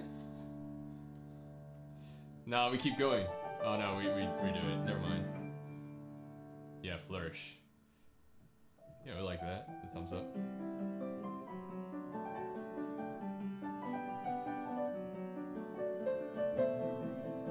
Honestly, your phrasing is very fine for these slower parts or like smaller parts.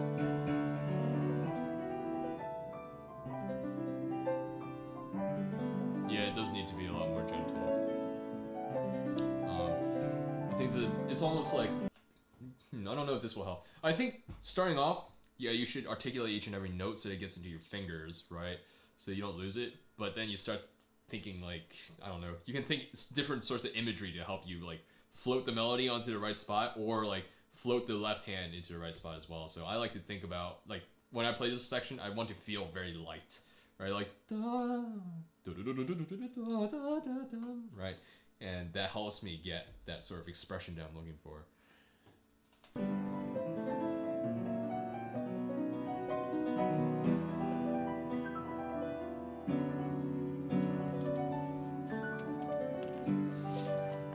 All good, Rama. All good.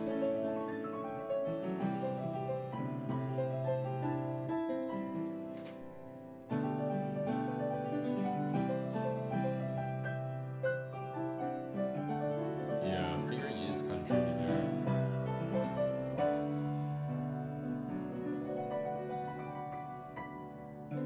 I think you missed an octave.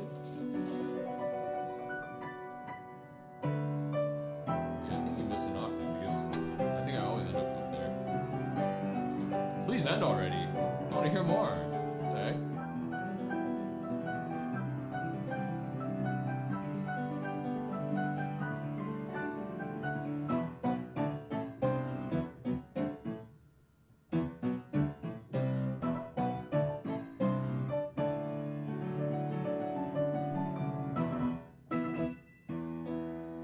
Nice. Yeah. So you missed an octave, but that's okay. That was very solid for 6 weeks, Rama.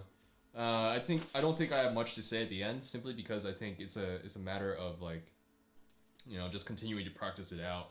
Take your time with it, right? Don't try to like push through too quickly. There's no point in learning something poorly, right? Like you might as well, since you're committing to it, you should learn it well. And I mean, we will all eagerly await your this game video. But yeah, again, towards the end, unless you have a specific question about how to play something like from a technical standpoint, again, I don't like to talk much about technique unless it pertains to musicality. Yeah, for what it's worth, I think the reason why it sounded rushed again goes back to comfortability. You're still uncomfortable with the section, and because you're uncomfortable with the section, two things happen. One, even the tempo that you're playing at, that is a normal tempo. If it was a normal tempo, it sounds like you're pushing it because you can't handle it. But two, also because you're getting nervous and then you're tensing up, like I gotta hit the notes, then you tense up and rush a little bit too, right? So yeah, I imagine that a lot of these issues in the end will get better as you practice more and as you get used to the way that the notes roll and like the ways that you have to manipulate your hands to get there. So again, unless you have a specific question, this is just a matter of practice. And I know, if you can practice Unravel, right? Like you probably know how to practice this yourself. So I don't need to be telling you that stuff. You know what works for you. And there's not much to say at the moment from a musical perspective. So yes, final version is going to be super epic. So you won't let us down. That's okay. But anyways, it's 15 more minutes until 12. I guess I can do one more quickly. If anybody has a video they want me to review, or if you want to discuss anything, chat about anything, since I guess I'm still here, chilling, talking about piano. Sorry I started late today again. Like usually. Yeah, wise advice. Thank you. Kamado Tanjiro no Uta. Thank you. No problem, Rama. I've been wanting to review your videos for a while now because I think, again, it's always encouraging to see people really try to like become really engaged with the piano, and I really want to be able to help you guys, you know, continue to cultivate that passion, be able to play better so that it's more and more exciting and that the range of possibilities expands each and every day. Just like, again, what I said before, 1% better with each thing you play. And like for me, even comparing some of the things that I played in my live stream last week to the original versions, like, yeah, like today as I was going through it, I'm like, wow, I've improved like since since September even. And it is kind of funny. It's kind of interesting how that sort of works. So Animenz or Kamado Tanjiro no Uta? I can do either one. Which one do we want? I think reviewing Animenz is going to be Animenz's videos, at least, are all YouTube video things, so I'll keep that. I'll save those for that, since those are what's getting the clicks nowadays, I guess, on this channel. But I can review someone else's Animenz, or I can review the song itself.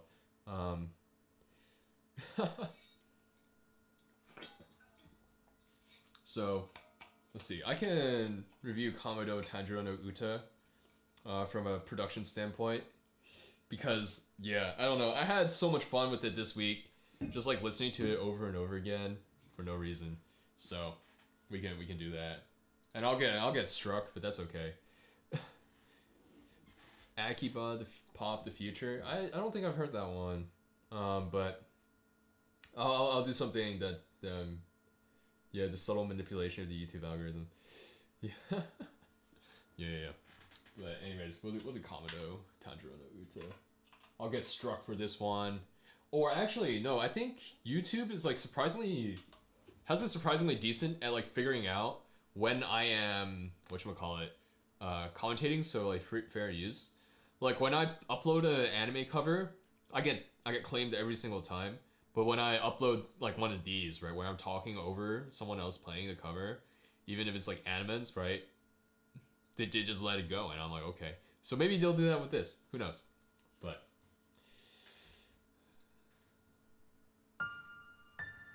oh my gosh. So you hear this already, right? Sorry guys. We're getting into the world of audio engineering and production. Next stream, can you not have the watermark on the bottom right because it kind of covers me? Yeah, that's fine. The watermark's just always there. I'll try to remember to remove it or something, or I'll fix my overlay. Like I can move myself, like, you know, over. That's fine. But this is gonna be very audio engineering, based on what I understand of audio engineering and mixing and mastering and production and stuff like that, which is not much, but it'll be interesting. Oh yeah. I was gonna say. So the piano here is mixed very, very bright, right? So in audio engineering, in the world of mixing and mastering, there's like, when you record piano for classical or like even just like playing, you want the whole range of the instrument. You want to hear the bass, you want to hear the mid-range, and you want to hear the trebles and stuff like that relatively equally. But in the world of pop or like these sorts of productions, you want your piano to stick up on top of everything, so that it's not very muddy, or it doesn't compete with other things in the lower frequencies, because that's where all the stuff is, right? Where a lot of frequency buildup is. So pop pianos tend to be very, very bright. Like the high end is very, very emphasized, and this piano sounds very bright. But the LFO is well managed, low frequency oscillation. So like on synths and stuff, they're like, it's like a vibrato essentially.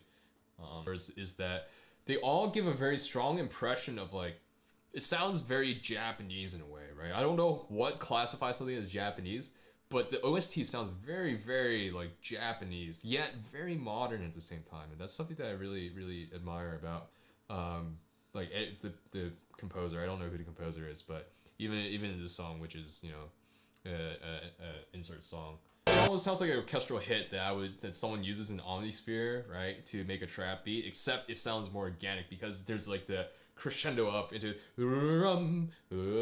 right, chills every time I hear this. It's like chills, man. It's like the rest. In any production, the vocal is always the most important thing. The vocal adds energy because it's a human voice, and we sympathize with human voices, empathize with human voices better than any instrument, right? And like the way you manipulate that voice into the mix can change the energy for better or worse, and can manipulate the overall feeling of a song. And so melding that vocal again, because this is a like, very orchestral song, the vocal is blended in very like you almost feel the music, like the rest of the instruments like wrap themselves around the vocal, and that's a very specific touch, right? Very specific choice, because the vocal standing very far in front is very in your face, and it's almost like confrontational in that sense. But right now it's like in the back, and it's like and the rest of the orchestral elements are almost as important as the vocal, right? Which adds, I don't know, so much to the song IMO. To also, dang, this is really good. Sorry, I'm like geeking out, right? But in the world, when we use delays or reverbs, right? So everyone knows what reverb is. Delay is essentially like a reverb, right? Except it's like counted out. When you use a reverb, you for everyone who messes with this in the VST, you might have noticed a setting called pre-delay. So pre-delay is how long it takes for the reverb to kick in after you've made the original sound. So if I clap my hands and I have a pre-delay of like 200 milliseconds, then after 200 milliseconds, I'll start to hear the reverb on my clap. And this is typically how we hear stuff in a large hall, in a large like environment.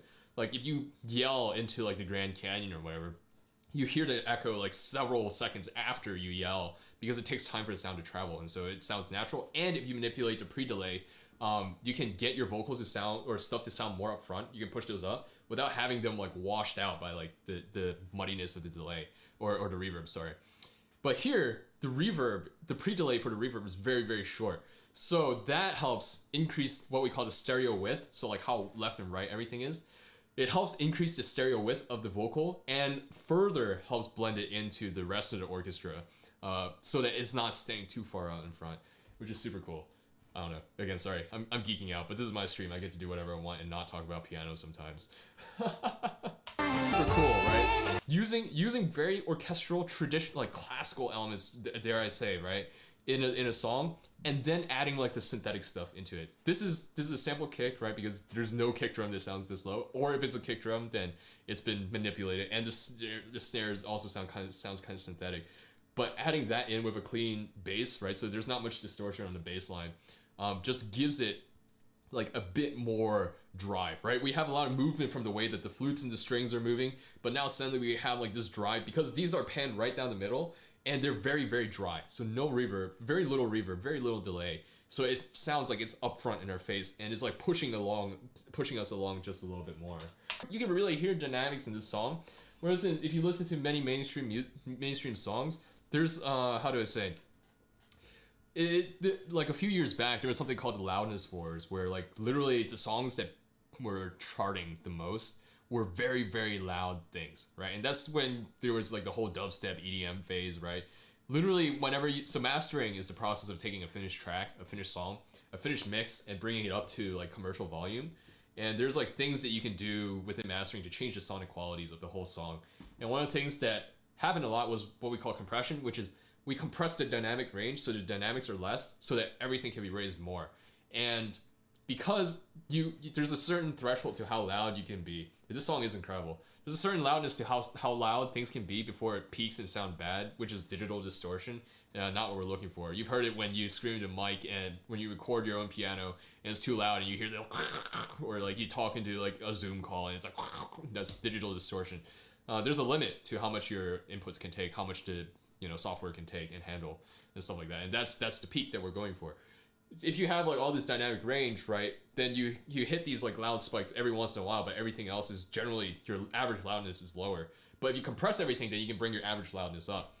This song is not mastered to the point where it's very compressed, right? There's like a little bit of limiting that I can hear, so like it is hitting this wall, and so there's like light compression that's coming down, but there's so much space for like everything to build, and like you just hear the strings and the timpani and then the cymbals. Every time it feels like there's more space for them to go to, which is nutty. Because loud stuff tends to sound better to us, and yet this song is so good.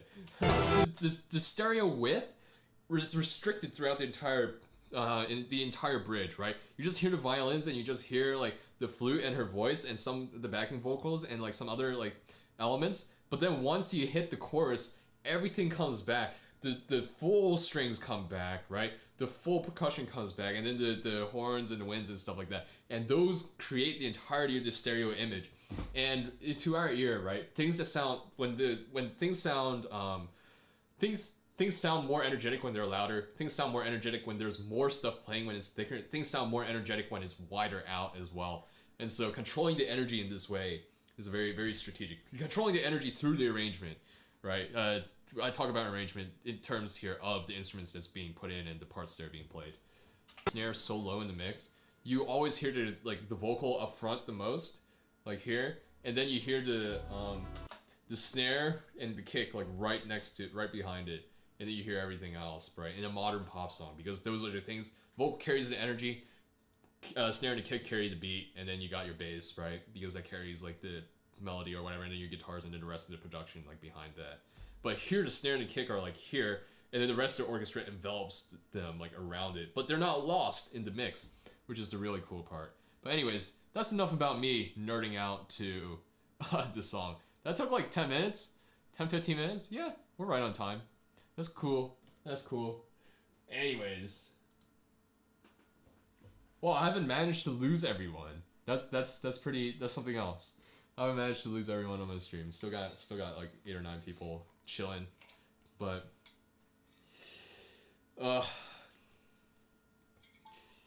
yeah, we about to wrap up.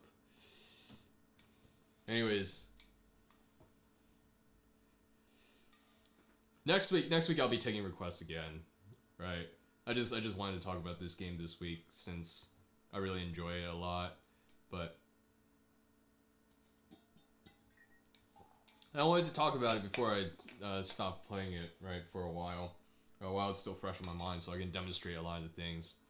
But anyways, I hope this was useful, right, in some way, for your own interpreting of this game or your own practice of this game, or even just maybe something to listen for when you're listening to Kamido Tenjiro no Uta nowadays.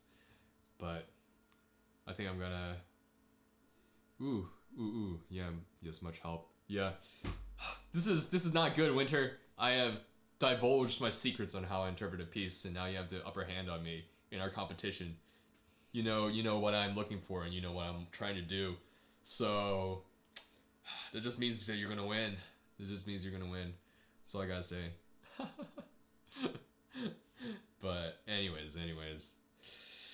Yeah. Yo, thanks for sticking around, guys.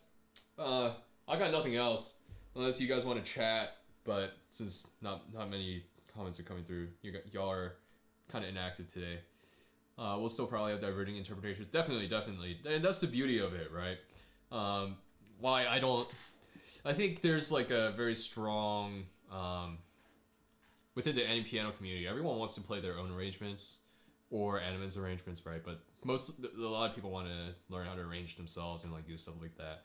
And I think that's a worthwhile pursuit. I want to learn how to arrange myself, right? And to do stuff like that. But there's also great beauty in playing someone else's arrangement and having a different interpretation, right? That's why I don't think it's an issue to play someone else's stuff. It's not a mark that you're a poor or worse pianist. It just means that you hear something different and something beautiful in someone's arrangement and you want to play it slightly differently, right? So I should try to make an original of what?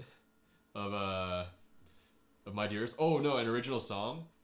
Oh, yo, you wanna hear original music? Let's pull up Spotify. No, I'm kidding. About like totally original music in that sense, but I've this is getting into my past with like music production. I haven't always been, I had to start somewhere too, right? So let's start with back in high school. I did a bunch of rap albums with one of my friends from my neighborhood, like make an original anime song. Elijah Rain. I don't know quite enough Japanese to do that, which is the problem. But if you were learning Japanese, I would gladly hand translating off to you. Unfortunately, you're dumping all the Japanese learning onto me, so That's not happening. Unless I do something like Initial D, right, where they have an English opening. But yeah.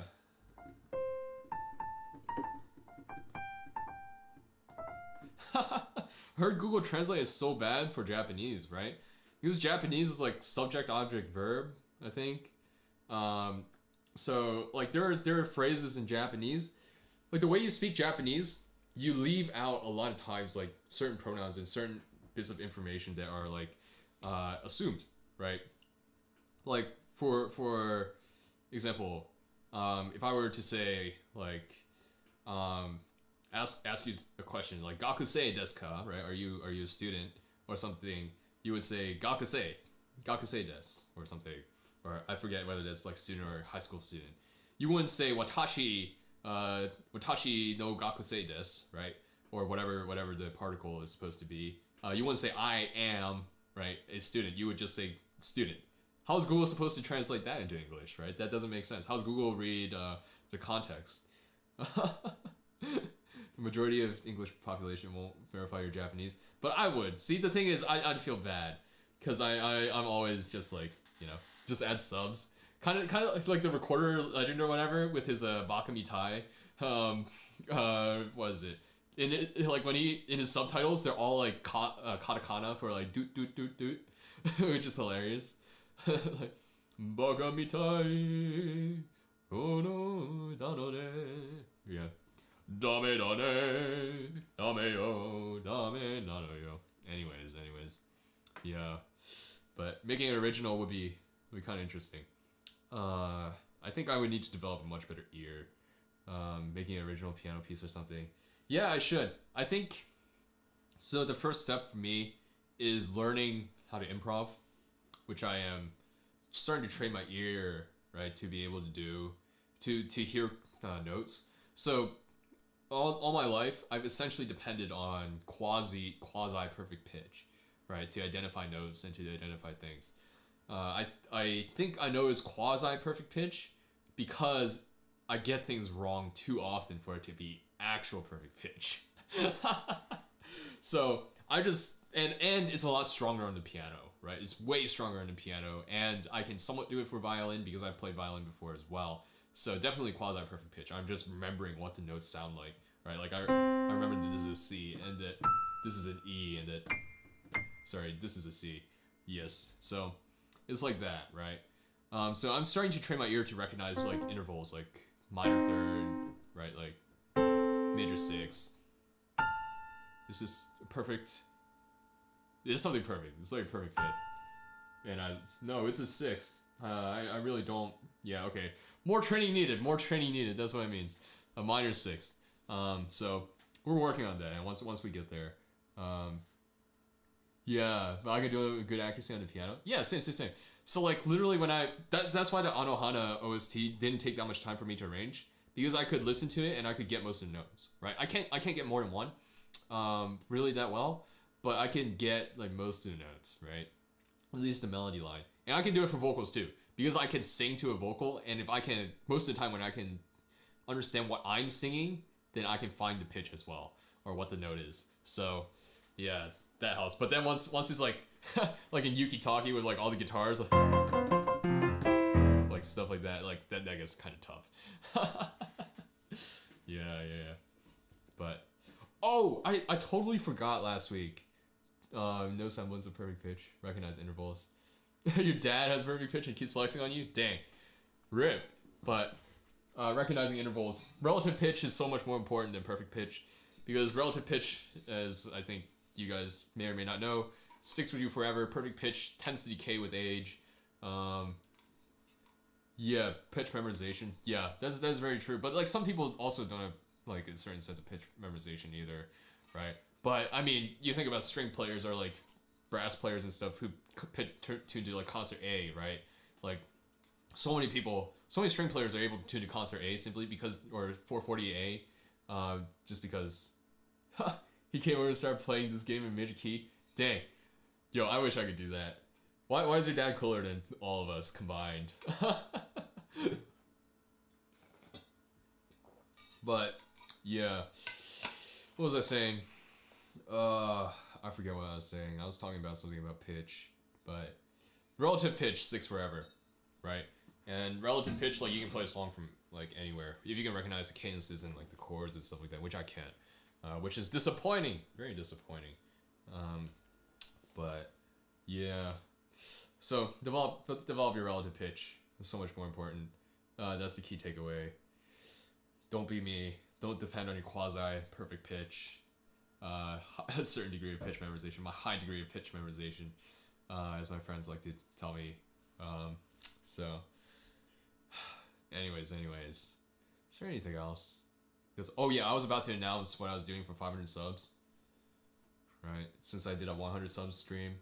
So I guess I need to figure out what I'm doing for 500 subs. Since that's another landmark, and then 1,000 subs. 1,000 subs, I think I already have an idea of what I'm doing for 1,000 subs. But let it be known, for having no clue what you have. It's all good, dude. For 1,000 subs, for 500 subs, depending on how quickly we hit it, 1 hour perfect pitch.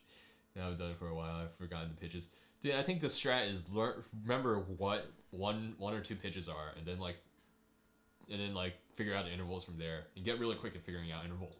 Like for me, I ought to figure out like what slightly off. Figure out like how to pitch everything to an A, and then to like a maybe like a C. No, I can't recall it off the top of my head. But anyways, C do. Ooh, slightly flat. Not sharps and flats. So quasi perfect pitch. You have high degree of pitch memorization for some notes and not others. But anyways, yeah. Okay, 500 subs. 500 subs. This is what we're ending with. My 500 sub. What I'm doing for 500 subs. So should be good incentive for everyone. Since everyone loves this arrangement. Everyone loves this song, and for just simply because it's hard or whatever. And since I don't particularly have a drive to learn it for myself. I got you, Winter. Don't worry. But 500 subs, I will be streaming for 6 hours minimum. Me practicing and learning Unravel. Animenz is Unravel. Okay, I'll be sitting right here working on Unravel for 6 hours, up to 12, depending on what my stamina is. Because I really don't want to. I don't care enough about Unravel to go and learn it myself. I hear it and I think it's cool, but I don't feel the same like emotional attachment to it that everyone else does. Shut up, Elijah. I don't appreciate this. Rip fingers, perhaps, yeah. And I'll expose once and for all how slow of a learner I am. And spam sends Watt's channels to all friends. You'll stay with me for 6 hours, yeah. But. I will attempt to learn Unravel for 6 hours. I'll say 6 total hours of actual practice until my hands fall off or something, right? I'll take breaks. I'll have to take a break every once in a while, and I don't know, I can stream something else, like maybe me playing video games or something. be the gamer, but Watt about to get it so well. Yeah, so I will say though, if I hit 500 subs in the next month, the earliest that I'm going to do this is going to be in March, since I have some exams coming up in like a week or two that I don't want to fail yet, you know. So, but there's that. We're just putting it out there. Y'all are in the know. There's 8 of you who know now what the goal is, and if you 8 go and tell 8 more people, and then those 8 people, each of them tell 8 more people, right? Then we should have the entire world sub to WattKeys in a matter of days. Right? So this is not a pyramid scheme. This is legitimate. This is very legitimate, because it's just subs. We're just trying to get me to play Unravel. So that's the incentive. Thanks everyone for sticking around. I really appreciate it, even though I started late. You're commenting this on every one of my videos. I'm going to delete your comment. No, I'm kidding. You can do whatever you want. But yeah, even though I started off late and I reviewed only this game. Again, next week I'll talk more about anything else that comes up that you guys want me to talk about. But honestly, I have a lot of fun going over this game because it's one of my favorite pieces to play. and it's a lot of fun to it just feels good, right? It just feels good. I know Rollo would probably disagree at this point, and Winter probably would disagree too, but it feels really great on the fingers to me. Let's see. Oh, Hayden, sorry, I almost forgot. You asked me a question about how to play the fast parts on, you know, on Unravel, and the technique I described was how I play octaves, like. So it's a motion that's like this, right? Except in order to get it faster, the motion is a lot smaller, right? So I don't know what the note is, right? But like, let me play an octave above so that you can actually see it. Right, like it's like this, right? Except there's a little bit of tension here. So when I describe tension, it's not like I'm tensing like this, but it's like tight a little bit in order to be able to get this, right? And you can add a little bit of arm into it to help getting it go really fast, right? And especially with notes that are smaller, right? You can use the action of the key to help spring your fingers back up from that even. Yeah, so like a hinge from the wrist. Again, this is very specifically a lighter touch, right? It's not something heavy where you're driving weight into, because your wrist is kind of like loose in this way and moving this way, but like, yeah, so you're hinging from the wrist in order to hit it. And there was another question that I think was asked in one of the Discord servers about, was it practicing scales? But that person, I forget who asked it, and if that person's not here, then I don't need to talk about it. Yeah, it feels a lot better than Unravel. A lot of the notation, a lot of the notes are in the movements feel like they're the same or very similar to like Revolutionary Etude, and Revolutionary Etude isn't too bad on the fingers.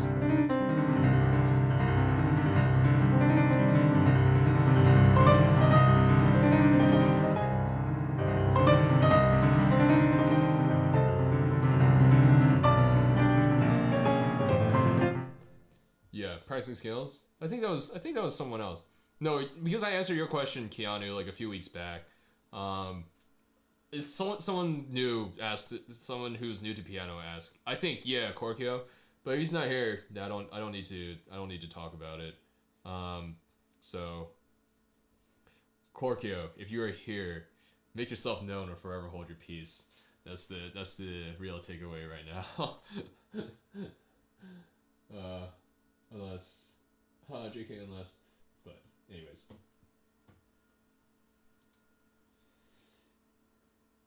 The emoji converting thing, annoying, very annoying.